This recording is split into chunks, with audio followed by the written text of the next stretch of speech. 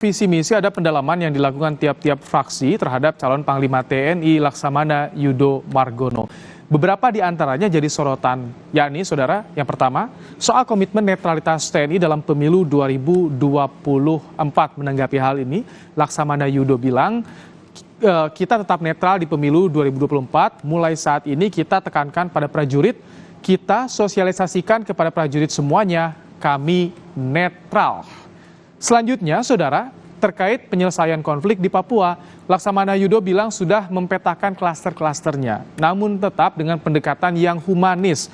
Seperti yang disampaikannya dalam visi misi, sebagai tentara rakyat, maka karakter TNI yang dimiliki adalah prajurit yang tegas, namun tetap humanis.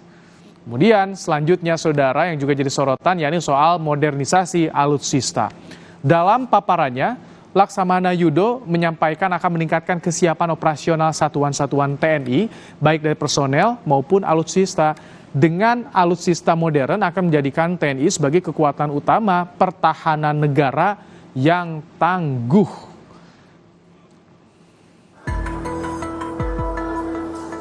Sinergitas TNI Polri tidak perlu diragukan. Itulah kalimat yang dilontarkan Laksamana Yudo Margono dalam paparan visi misinya saat mengikuti uji kepatutan dan kelayakan calon Panglima TNI di Komisi 1 DPR. Laksamana Yudo yang kala itu diantar langsung oleh Kapolri ke DPR bercerita, sebelum sinergitas TNI Polri digaungkan beberapa tahun terakhir, dirinya mengaku sudah lebih dulu bersinergi karena istri Laksamana Yudo, Veronica Yulis, merupakan perwira berpangkat AKBP yang kini bertugas di Baharkam Mabes Polri. Mohon izin Ibu, Bapak, ini ada foto sinergitas TNI dan Polri, saya kira tidak perlu. Jadi saya kira tidak perlu diragukan lagi Pak, karena sejak tahun 91 kami sudah bersinergi. Jadi sinergitas TNI Polri itu baru didengungkan waktu itu tahun-tahun 2015 kalau nggak salah. Tapi waktu itu saya sudah nyampaikan, sudah mendeklar bahwa saya sudah solid. Loh kenapa Pak Yudo kok solid? Lah ini istri saya aja Polri Pak. Senada dengan Laksamana Yudo, Kapolri Jenderal Polisi Listio Sigit juga menyinggung soal kuatnya soliditas TNI Polri. Kehadirannya mengantar Laksamana Yudo ikut uji kepatutan dan kelayakan calon Panglima TNI merupakan bentuk dukungan dari institusi Polri ke TNI. Sinergitas dan soliditas ini menjadi sangat penting, apalagi kita menghadapi tahun politik, sehingga yang namanya stabilitas Kamtibmas, keamanan masyarakat, keamanan negara, kedaulatan pemerintah, itu menjadi sangat penting karena ini juga akan membawa dampak stabilitas politik juga akan terkendali. Dan ini modal bagi Indonesia untuk menghadapi situasi global yang saat ini tentunya penuh dengan ketidakpastian. Tapi dengan semangat soliditas, sinergitas yang ada, kita harapkan bahwa Indonesia akan terus menjadi lebih baik.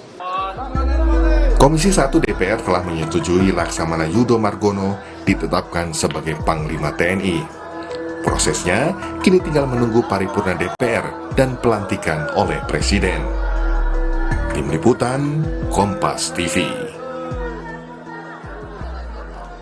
Apa tantangan dan pekerjaan rumah calon Panglima TNI? Kami sudah bersama dengan Direktur Eksekutif Amnesty International Indonesia, Usman Hamid. Selamat petang, Mas Usman.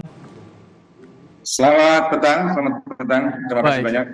Mas Usman, tadi kemarin Pak Yudo bilang soal, saya jamin, tidak ada prajurit yang arogan. Ini soal prajurit nih, profesionalisme prajurit. Bagaimana tanggapan Anda soal ini?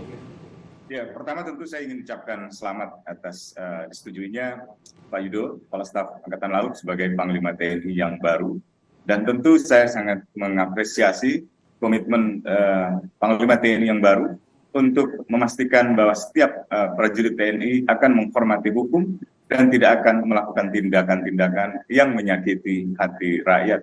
Dan tentu kita ingin melihat di dalam realisasinya nanti, apakah komitmen itu dapat benar-benar diwujudkan, dan tentu harapan kita benar-benar diwujudkan. Meskipun perwujudan itu tentu akan sangat bergantung dari pemerintah, dari DPR, dan juga dari instansi kepolisian yang tentu tidak bisa dipisahkan di dalam konteks perlindungan masyarakat. Jadi sekali lagi saya kira ini satu langkah yang melegakan karena sebelumnya sebenarnya Panglima TNI dijabat oleh Kepala Staf Angkatan Darat yang sedikit menyimpangi dari norma rotasi di dalam Undang-Undang TNI, khususnya pasal 13 yang seharusnya dipenuhi dengan cara rotasi atau dijabat secara bergantian oleh Kepala Staf Angkatan Udara, Kepala Staf Angkatan Laut, lalu kemudian Kepala Staf Angkatan Darat. Dan sekarang karena kebetulan mantan Kepala Staf Angkatan Darat yang sebelumnya telah pensiun sebagai Panglima TNI, kita masih bisa sedikit lega karena Kepala Staf Angkatan Laut sebelumnya yang seharusnya sudah menjadi Panglima TNI, idealnya sudah menjadi Panglima TNI, baru sekarang kemudian diangkat. Nah tentu ini tidak ideal, tetapi lebih baik daripada yang sebelumnya. Mas Usman, kalau catatan Anda soal nanti tugas yang akan dihadapi calon Panglima TNI yang baru ini, karena 1 tahun kurang diperkirakan masa jabatannya. Tugasnya sangat berat karena dalam 1 tahun ia harus mewujudkan komitmen untuk melindungi misalnya masyarakat dari segala bentuk penyimpangan yang dilakukan anggota TNI. Ada 3 hal yang saya kira harus diprioritaskan dalam setahun ke depan.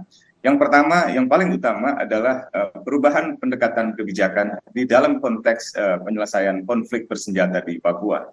Kita berharap bahwa komitmen pemerintah di dalam menyelesaikan Papua secara damai juga benar-benar terwujud di dalam konteks pengerahan pasukan militer yang berkurang, ya. Setidak-tidaknya penarikan pasukan militer. Oke, iya karena ditegaskan juga bahwa kemarin disampaikan prajurit tegas tapi tetap humanis dan itu pun yang nanti akan dilakukan dalam penyelesaian konflik di Papua. Itu cukup jadi komitmen yang kuat bagi Panglima TNI, Mas Usman. Baik sekali, tegas tentu dalam hal-hal tertentu ketika ditemukan satu tindakan yang bisa dibenarkan, tetapi humanis sangat dibutuhkan untuk memastikan bahwa tanah Papua bisa dibangun dengan sebagai tanah yang damai. Di luar itu, saya kira dalam banyak kasus anggota TNI terlibat di dalam perdagangan